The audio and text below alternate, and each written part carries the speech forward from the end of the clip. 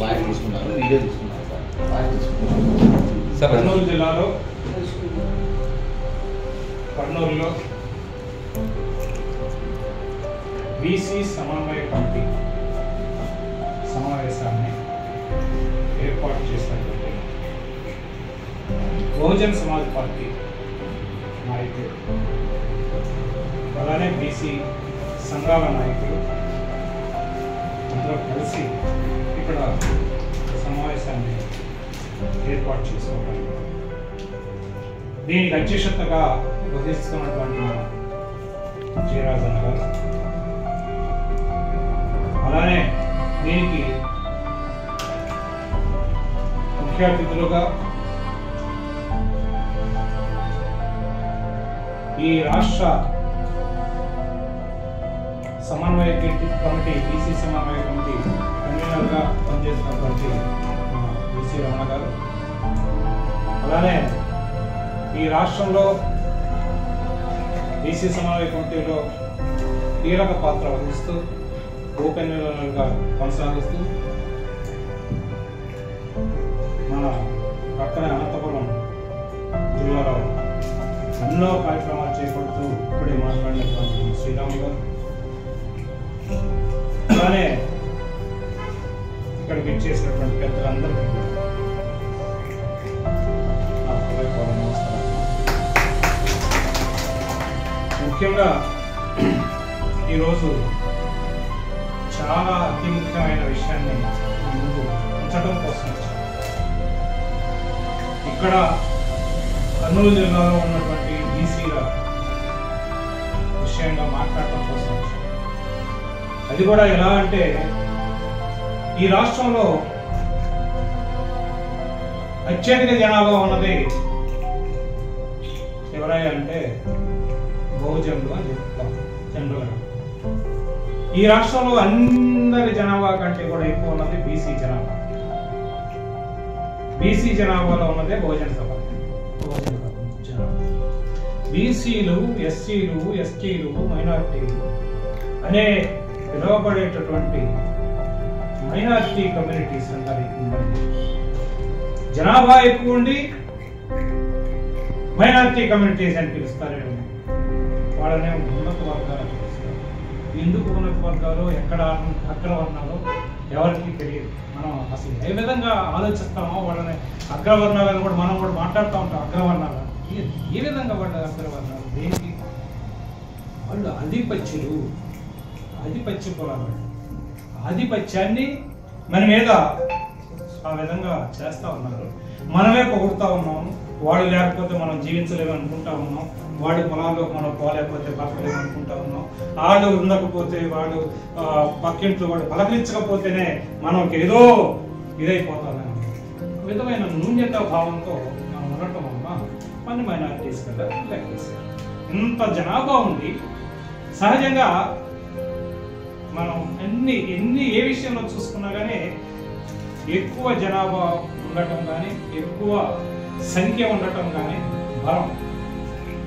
వస్తువుల్లో కానీ, మనుషుల్లో కానీ, ఎక్కడైనా సరే ఒక వస్తువులో కూడా ఎక్కువ వస్తువులు ఉంటే దానికి ఎక్కువ ఇది ఉంటుంది, బలం. అటువంటిది మనం కూడా ఎక్కువ మంది జనాభా ఉన్నా కానీ మనకు బలం లేదు.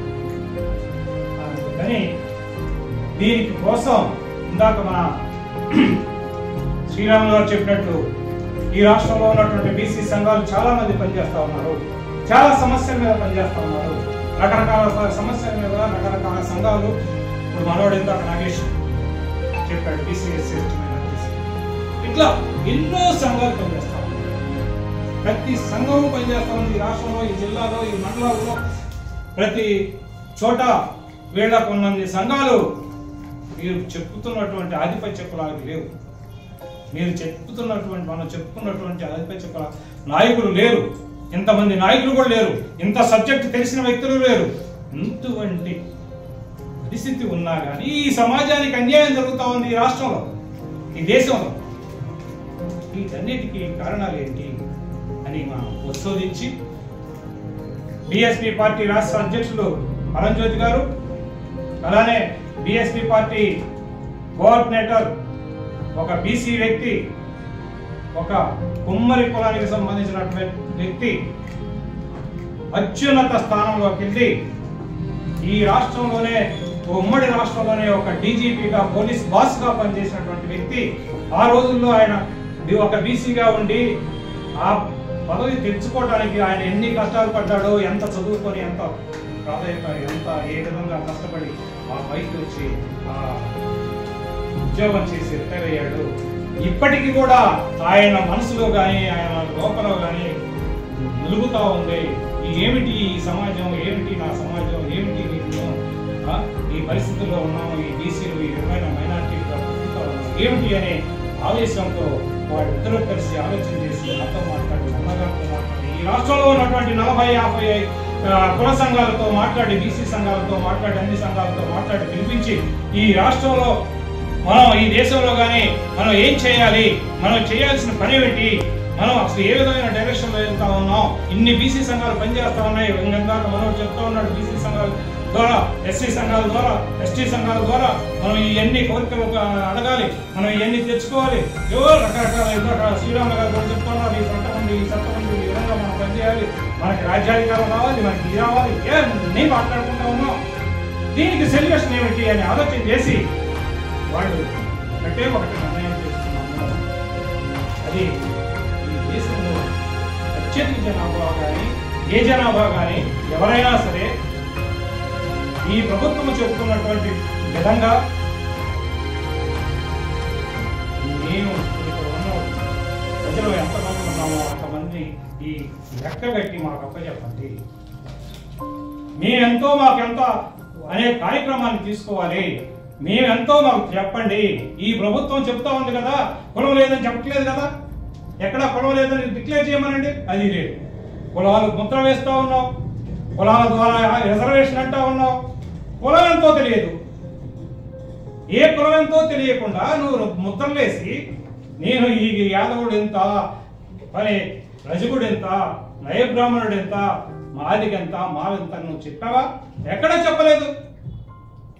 ఎస్సీ మొత్తం ఎంత అని అన్ని కనీసం వాళ్ళకి లెక్కలను తేల్చగలిగాడు.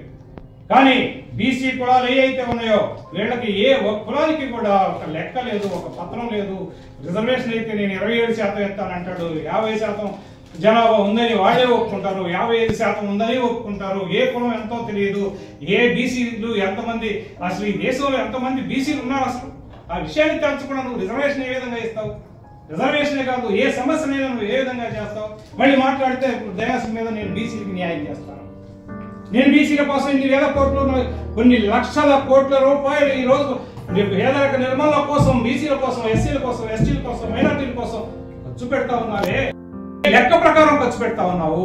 మీరు తింటా ఉన్నారు, మా పేర్లు చెప్పి ఆ విధంగా వాళ్ళు తింటా ఉన్నారు.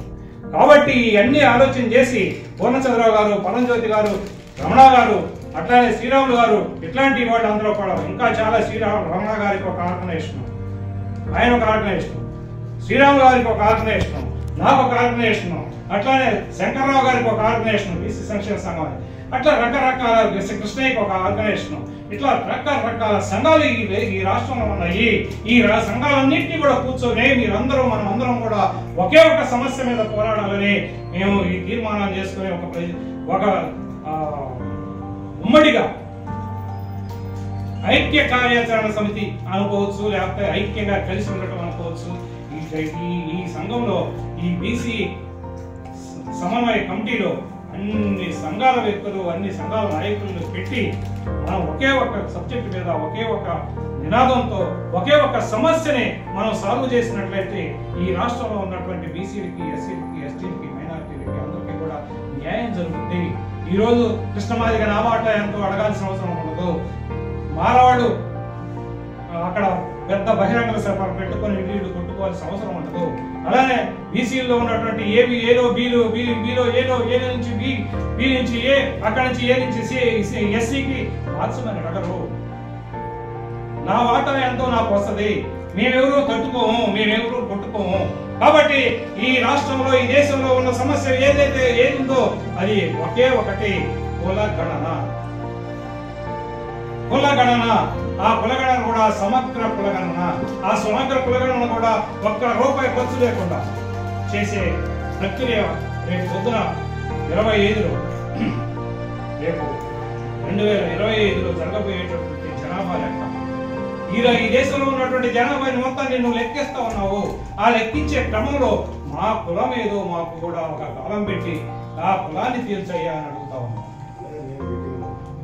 ఈ 78 సంవత్సరాల స్వాతంత్ర చరిత్రలో నా కులం వాళ్ళు ఎంతమంది ఉన్నారో ఈ రాష్ట్రంలో ఈ దేశంలో నాకు తెలియదు. నాకు ఏమి డబ్బులు ఇస్తున్నారో మాకు తెలియదు. మా పేరు మీద అయితే డబ్బులు ఖర్చు పెడతా ఉన్నారు. అదేదో మేము తెలుసుకుంటాము. మాకు ఏమి ఇవ్వద్దు, నువ్వు నాకు రాజ్యాధికారం ఇవ్వవద్దు, నువ్వు ఇంకోటి ఇవ్వవద్దు. మేమెంతో మాకు చెప్తే మా వాటా ఎంతో మేము అడుగుతాము.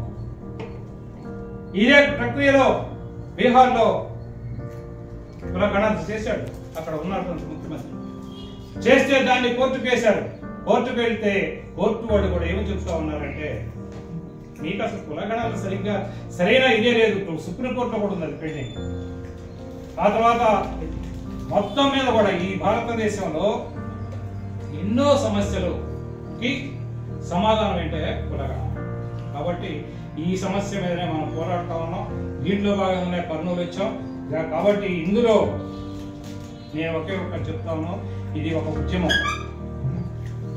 ఇది ఏదో ఆర్గనైజేషన్గా ఏదో అది చెప్పుకోవటానికో ఏదో దీని మీద ఏదో పదవులు ఇచ్చేసో లేదో మీరు చైర్మన్ మీరు కన్వీనర్ చెప్పడానికి కాదు. మనం ఇంతకుముందు చేసిన బీసీ సంఘాల వాళ్ళు చేసిన అన్నిటికంటే కూడా వినూత్నంగా మనం చేయబోయేది పోరాటం. ఆ పోరాటం ఏంటంటే జనగణన మీద. ఆ జనగణన మీద పోరాటం చేసే ప్రక్రియలో అన్ని కుల సంఘాలనే, అన్ని కులాలనే, చివరికి ఓసీలు కూడా మనకు కలిసి వచ్చే కులాలు ఉన్నాయి. ఈ కమ్మ వాళ్ళు కూడా కొంతమంది మీది ఆదర్శంగా ఉంది, మీది చాలా బాగుంది, మీకు ఇది కరెక్ట్ కోరినా అని నాతో మాట్లాడిన వ్యక్తులు కూడా ఉన్నారు. వాళ్ళు కూడా ఇందులో పనిచేయడానికి రెడీగా ఉన్నారు. కాబట్టి మనం అందరము కలిసి ఈ ప్రభుత్వాలకి 4 గోడల మధ్యలో మాట్లాడకుండా మనం రోడ్ల మీదకి వచ్చి మన జనాభాని చూపించగలిగితే 3వ రోజే వాళ్ళు జనాభా లెక్క చేస్తారని మా నమ్మకంతో ఈ కార్యక్రమాన్ని చేపట్టాం. మన గణేష్ లాంటి వ్యక్తులు ఇంకా పనిచేసేటువంటి మన వ్యక్తులందరూ కూడా తీసుకుని వేరే వేరే సంఘాల్లో పనిచేసే వ్యక్తులు కూడా వేరే వేరే పార్టీల్లో పనిచేస్తున్న నిజంగా ఇప్పుడు ఆ పార్టీల్లో మన వాళ్ళు బీసీలు పనిచేస్తా ఉన్నారు. కానీ వాళ్ళకున్న బాధ మనకంటే కూడా ఎక్కువ ఉంది. ఎందుకంటే నేను 35 సంవత్సరాల పాటు తెలుగుదేశం పార్టీలో చంద్రబాబు నాయుడుతో కలిసి పనిచేశాను. నేను ఎన్నో నియోజకవర్గాలకి పరిశీలకులుగా పనిచేశాను.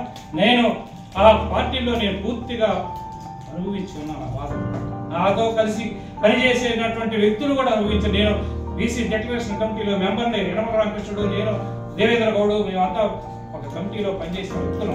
అందరికీ ఉంది ఈ బాధ. నిన్నగాక మొన్న రామకృష్ణుడు లెటర్ కూడా రాసిన పరిస్థితి చూస్తా ఉన్నాం. బీసీలకు అన్యాయం జరుగుతుందని వాళ్ళకి ఇన్నాళ్ళ నుంచి కడుపులో ఉంది, ఇప్పుడు బయటకు వస్తా ఉంది. కాబట్టి మనం అందరము ఒకే కుటుంబంగా కలిసి పనిచేయాలి. ఆయన ఆ సంఘం ఆయన ఆ పార్టీలో పనిచేస్తాడు, ఏంది సంఘం ఈయన ఈ పార్టీలో పనిచేస్తా ఉన్నాడు. ఇది బిఎస్పీ పార్టీ అంట కదా, ఈ బిఎస్పీ పార్టీ వాళ్ళు ఏడు తీసుకెళ్తారు. నిజంగా ఈ రాష్ట్రంలో బిఎస్పీ పార్టీ బహుజన పార్టీ, బహుజన కులంలో కలుపుకునే పోయే పార్టీ ఏకైక పార్టీ బహుజన పార్టీ.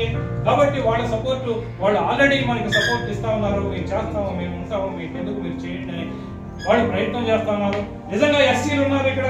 ఎస్సీలందరూ కూడా మా భుజాల మీదకి మేము మోస్తాం మిమ్మల్ని, బీసీలు మీరు ముందండి, మీరు నాయకత్వం వహించండి అని వాళ్ళు అడుగుతా ఉన్నారు. ఇంత చేస్తా ఉన్నా కానీ బీసీలు, బీసీ నాయకులు, బీసీ ఆర్గనైజేషన్ వాళ్ళందరూ కూడా ఇంకా యాక్టివ్ కాలేకపోతే మరీ దారుణమైన విషయం. ఇంకొక విషయం ఏంటంటే ఈడబ్ల్యూఎస్ స్కీమ్. అసలు ఈడబ్ల్యూఎస్ అనే దానికి వాళ్ళు డబ్బులే వాళ్ళు ఏమీ అడగలేదు. ఓసీ వాళ్ళు రిజర్వేషన్ అడగలేదు. అటువంటి వాళ్ళకి ఈడబ్ల్యూఎస్ ఇచ్చారు. ఈడబ్ల్యూఎస్ 10% ఇచ్చారు. అయినా కానీ బీసీలు మాట్లాడరు. బీసీల చర్మం కాలిపోతున్నా కూడా బీసీ వాడు అనేవాడు రోడ్డు మీద రాలేని పరిస్థితి ఉంది. అందుకోసం దయచేసి బీసీలు అందరినీ కూడా, ముఖ్యంగా ఎస్సీ సోదరులు ఎట్లాగో యాక్టివ్గా ఉన్నారు, వాళ్ళు తప్పనిసరిగా మనతో పాటు కలిసి ఉంటారు. కాబట్టి బీసీలను మాత్రం ఏకీకృతం చేయాల్సిన అవసరం ఉంది. బీసీలు మాత్రం గెలుపుకోవాల్సిన అవసరం ఉంది. బీసీలు మాత్రం వాళ్ళ దీన్ని విముక్తి చేసుకోవాల్సిన అవసరం ఉంది. వాళ్ళు చాలా దీనమైన స్థితిలో ఉంది. వాళ్ళకి రిజర్వేషన్ సరిగ్గా లేదు. వాళ్ళకి ఏది జీవితంలో వాళ్ళు ఏమాత్రం 78 సంవత్సరాల ఈ స్వాతంత్ర చరిత్రలో మనకు రిజర్వేషన్ నుంచి కనీసం 10 సంవత్సరాలు ఎప్పుడు వచ్చింది రిజర్వేషన్? ఆ రిజర్వేషన్ కూడా ఎంత వచ్చింది? ఆ రిజర్వేషన్ కూడా ఏ విధంగా చేస్తా ఉన్నారు? ఇప్పుడు కూడా నాటకాలే. ఓసీ వాడికి 70 మార్కులకి సీట్ వస్తే మనకి 100 మార్కులు వచ్చినా కూడా సీట్ రాని పరిస్థితి, 90 మార్కులు వచ్చినా కూడా మెరిట్ లో ఉన్నా కూడా మనకి సీట్ రాకుండా ఓసీ వాడికి ఈడబ్ల్యూఎస్ స్కీమ్ లో వాడికి ఇస్తా ఉంటే ఎంత అన్యాయం జరుగుతున్నా సపోర్ట్ చేయాలి. ఇక్కడ ఉన్నటువంటి మీ వ్యక్తులందరూ కూడా కులగణన కోసం పోరాటానికి బీసీ సమన్వయ కమిటీ ఏర్పాటు చేశారు. ఈ బీసీ సమన్వయ కమిటీలో పనిచేయడానికి, మరి ముఖ్యంగా యాక్టివ్ గా పనిచేయడానికి ఒక కమిటీని ఏర్పాటు చేస్తా ఉన్నారు ఈ జిల్లాలో. ఈ కమిటీ నియోజకవర్గ వారీగా కమిటీని ఏర్పాటు చేస్తారు. ఈ జిల్లాలో ఉన్నటువంటి 7 జిల్లాల్లో కూడా మేము ఇప్పుడు ఈ విధంగా ఎట్లా వచ్చామో అట్లా 7 నియోజకవర్గాలకు వెళ్ళి 7 నియోజకవర్గాల్లో కూడా కమిటీలు ఏర్పాటు చేయాలి. ఈ కమిటీలు 7 నియోజకవర్గాల్లో కమిటీలు ఏర్పాటు చేసిన తర్వాత ఆ నియోజకవర్గ కమిటీ ప్రతి మండలాల్లో కూడా కమిటీలు ఏర్పాటు చేయాలి. ఆ మండలంలో ఉన్న కమిటీ ప్రతి గ్రామానికి కూడా వెళ్ళాలి. నేను అనేది ఈ బీసీ సమన్వయ కమిటీ యొక్క ఉద్దేశం ఒకే ఒకటి, ప్రతి ఇంటికి కూడా మనకు జరుగుతున్న అన్యాయం గురించి మన గురించి మాట్లాడుకునే విధంగా ప్రతి ఇంటికి, ప్రతి ఒక్క బీసీ సోదరుడికి, ప్రతి ఒక్క ఎస్సీ సోదరుడికి, ప్రతి ఎస్టీ సోదరుడికి కూడా మన విషయాన్ని తెలియపరచాల్సిన అవసరం ఉంది. వాళ్ళు అర్థం చేసుకోవాల్సిన అవసరం ఉంది. ఎందుకంటే వాళ్ళు డిపెండెంట్స్ ఎప్పటి నుంచో తరతరాల నుంచి ఆ గ్రామాల్లో వాళ్ళతో అంతకాగి వాళ్ళతో ఆ విధమైన జీవితాలు గడుపుతూ ఉన్నారు. కాబట్టి దాన్ని మార్పు తీసుకురావాలంటే చాలా కష్టమైన విషయం. అందుకే జిల్లా సమన్వయ కమిటీ దీంట్లో కీలక పాత్ర వహించాల్సిన అవసరం ఉంది. ఇది చిన్న విషయం కాదు. ఈ బాధ్యత తీసుకోవడానికి చాలా ధైర్యం చేయాలి. అది ఆ ధైర్యం మనవడు రంగయ్య గారు, బోయ రంగయ్య గారు తీసుకుంటారని ముందుకు వచ్చినందుకు ఆయన్ని నేను అభినందిస్తా ఉన్నా. ఆ విధంగా ఇంకా ఉద్యమాల్లో కూడా మనకు వచ్చే విధంగా మన సమాజానికి మనం పనిచేసి, నేను ఇన్ని సంవత్సరాలు పనిచేసి, అన్ని పార్టీల్లో పనిచేసి, అన్ని రకాలుగా చేసి కూడా నేను చివరికి తెలుసుకున్నదంటే నా సమాజానికి నేను చేయాలి. కాలం వాళ్ళకి జీతం చేసినట్టు నా డబ్బు ఖర్చు పెట్టి, నా కార్లు ఖర్చు పెట్టి, ఎన్ని కార్లు అమ్మానో, ఎన్ని కార్లు కొన్నాను, ఎంత డబ్బు ఖర్చు పెట్టానో నాకు తెలియదు. అంత ఖర్చు పెట్టాను. అయితే ఏ నియోజకవర్గం కావాలంటే ఆ నియోజకవర్గం తిరిగి చేసిన అదే పని నేను నిజంగా నా సమాజానికి చేయలేకపోయానే, నా సమాజం ఇప్పటికీ కూడా అదే పరిస్థితిలో ఉందనే నా బాధ. అందుకే నేను ఈ బాధ్యత తీసుకున్నాం. మేమందరం కూడా, రమణ గారు కూడా చాలా రిస్క్ తీసుకొని కూడా ఆయన పాపం ఎంత కష్టపడైనా సరే మనం దీంట్లో ఎంతైనా చేయాలి సార్. మనం గ్యారెంటీగా మన సమాజానికి మనం చేయాలి. ఎందుకంటే మేము బాధలు పడ్డాం, కష్టపడుతున్నాం, మేము అన్ని ప్రాంతాల్లో పనిచేస్తున్నాము. అన్ని బాగా ఉన్నతమైన వాళ్ళతో కూడా తిరిగి వాళ్ళ డబ్బు, వాళ్ళ పరిస్థితిని చూసి నేను నాకు చాలా బాగా వస్తుంది. 100 కోట్లు అంటే ఆఫ్టర్ కిందలో వాళ్ళకి 1000 కోట్లు అంటే ఆఫ్టర్ కింద. కానీ 1000 రూపాయలు మనోడి దొరక్క, అయ్యా నాకు నెలకు 1000 రూపాయలు ఏంటి ప్రభుత్వం ఏదైనా ఇస్తుందా అని చేతులు చాస్తూ ఉన్నాము. ఇదంతా కూడా ల్యాండ్ సీలింగ్ యాక్ట్ ఉంది. ఎక్కడ పని చేస్తుంది ల్యాండ్ సీలింగ్? 500 ఎకరాలు ఒక్కొక్కటికి. అది ఏమిటి పరిస్థితి? అన్నింటినీ కూడా పంచాల్సిన అవసరం ఉంది. ఇవన్నీ చేయాల్సిన అవసరం, ఎంత సమాధానం చేయాల్సిన అవసరం ఉంది. అంబేద్కర్ గారు ఏదైతే కళ్ళ కన్నాడో, అంబేద్కర్ గారు ఏ విధమైన ప్రజాస్వామ్యం రాశాడో, ఆ ప్రజాస్వామ్యాన్ని మనం ముందుకు తీసుకెళ్ళడానికి ఈ ప్రయత్నం చేస్తా ఉన్నాం. దీనికి తోడుగా బిఎస్పీ పార్టీ వాళ్ళు పూర్తిగా సహకరిస్తా ఉన్నారు. వాళ్ళు చాలా రిస్క్ తీసుకొని సహకరిస్తా ఉన్నారు మాకు. వాళ్ళకి చాలా నేను కృతజ్ఞతలు చెప్తా ఉన్నాను. వాళ్ళే లేకపోతే నేను అసలు దీన్ని ముందుకు తీసుకెళ్లే పరిస్థితి కూడా మనకు లేదు. మన వాళ్ళు బిఎస్పీ పార్టీ అంటే అదేదో అంటలాని పార్టీలాగా బిహేవ్ చేసే బీసీలు చాలా మంది ఉన్నారు. అందుకని నేను అంటా ఉన్నాను బీసీలు అందరినీ, వాళ్ళు అంటలాని వాళ్ళే. మీరు చేసేది ఏంటి? మీరు చేసే పని ఏంటి? వాళ్ళు నన్ను మోస్తానంటా ఉన్నారు. బీసీల మొత్తాన్ని కూడా మీరు మోస్తామంటా ఉన్నారు. కాబట్టి మీరందరూ ముందుకు రాండి. ఈ కార్యక్రమంలో మీరందరూ పాల్గొన్నందుకు, అలానే ఈ జిల్లాలో, ఈ రాష్ట్రంలోనే మంచి చైతన్యం కలిగిన జిల్లా.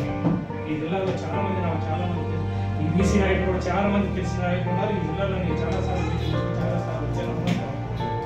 ఇంత చైతన్యం కలిగిన ఈ జిల్లా ఎప్పుడో ఒకప్పుడు క్యాపిటల్, పాత రోజుల్లోనే క్యాపిటల్గా ఉన్నటువంటి ఈ జిల్లా, కర్నూలు జిల్లా, ఈ బీసీ సమన్వయ కమిటీలో కీలక పాత్ర వహించాలని కోరుకుంటా ఉన్నా. ఈ జిల్లా కమిటీ కీలక పాత్ర వహించి జిల్లా ఈ రాష్ట్రంలో ముందు విధంగా ఉండి మాకు కూడా ఆదర్శంగా నిలబడే విధంగా పనిచేస్తున్నారని మనం చేసుకుంటూ ఈ కార్యక్రమంలో పాల్గొన్న అందరికీ కూడా నమస్కారం తెలుపుకుంటూ అలానే అయిపోయిన తర్వాత ఈరోజు ఇప్పుడు కమిటీని కూడా అనౌన్స్ చేసుకున్నాం. కమిటీని అనౌన్స్ చేసుకున్న తర్వాత ఆ కమిటీ ద్వారా ఇంకా వచ్చేవాళ్ళని రాష్ట్ర స్థాయిలో పనిచేస్తానని ఎవరైనా ఉంటే వాళ్ళని కూడా మనం రాష్ట్ర స్థాయిలో తీసుకున్నాం. జిల్లా స్థాయిలో పనిచేసే వాళ్ళు ఎవరైనా ఉంటే వాళ్ళని కూడా జిల్లాలో తీసుకున్నాం. అలానే మండల స్థాయిలో చేసేవాళ్ళు ఏ స్థాయిలో ఎవరు పనిచేస్తారంటే వాళ్ళ అనుకూలంగా వాళ్ళకు అవకాశాలు కల్పించి వాళ్ళని వాడుకుని అందరం కలిసి పనిచేద్దామని నేను మనవి చేసుకుంటూ మీ అందరికీ నమస్కారం.